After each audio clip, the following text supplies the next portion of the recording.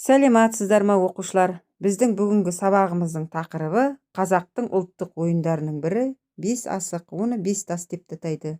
Бұл ойын өте көне дәуірден келе жатқан қазақ халқының ұлттық ойындарының бірі. Ол еңбек құралдары ағаш, тас, сүйек болып келетін ғасырларда пайда болған деп болжанады. Бұл ойынды кезінде жасөспірімнен бастап ересек адамдарға дейін ойнаған. Ойынға керекті зат 5 кішкентай домалақ тас немесе 5 асықпен де ойнаған. 5 асық ойыны баланың жетілуіне, ой санасының дамуына, ептілігіне қосар үлесі мол. Сонымен қатар көздің көруін жақсартып, көз жанарын жетілдіреді. Ойын адамды тыныштандырып, сабырлыққа үйрететін қасиетке де ие. 5 асық ойыны 12 тәсілден тұрады. Ол міне біріншісі бірлік. Жоғарғы сақамызды лақтырамыз, иіріп тастаймыз. Бірлік. Қолымызды қоямыз тіземізге, оны қозғамаймыз. Бірінші жүріс бірлік.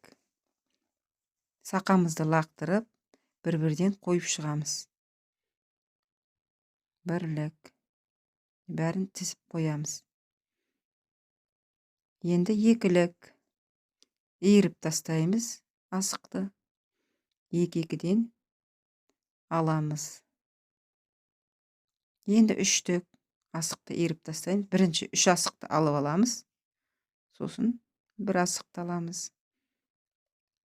Енді 4-тік иіріп тастаймыз жерге. 4-тігін бірге аламыз. Енді жалақ. Келесі тәсіліміз алақан. Қолымыз алақанымыз қозғалмау керек. Орнынан асықтың бәрін алақанға жинаймыз. Қолды қозғамаймыз. Асықтың бәрін қоямыз. Келесі тәсіліміз 4 бұрыш. Оның 4 асықтың аралығы 15 сантиметр или 20 сантиметр болу керек. Бәрін бірге жинап аламыз. Сақамызды лақтырамыз. Келесі тәсіліміз үндемес. Бұл асықтар бір-біріне тимеу керек. Сартылдап тимеу керек, бір-біріне тигізбей аламыз.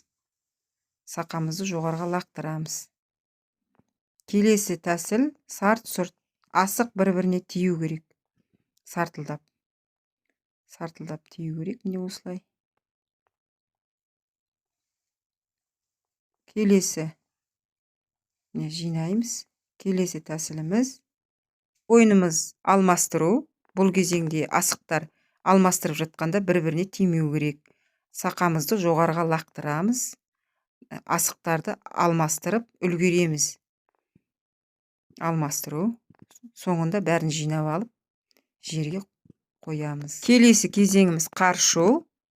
Асықтарды қаршып аламыз. Сақамызды лақтырамыз жоғарға. Жерге бәрін жинаймыз ең соңында.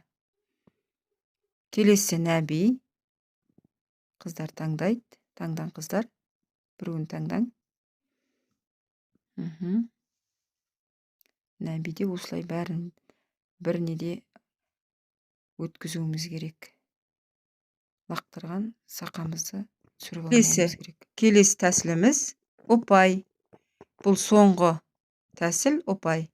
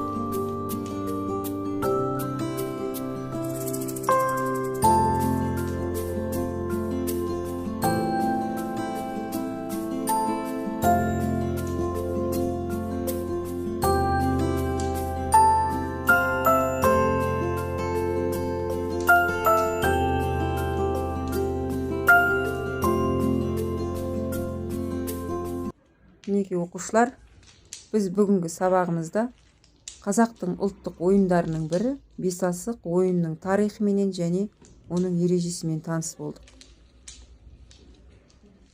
Сіздер түсінді деген ойдамын. Сау болыңдар.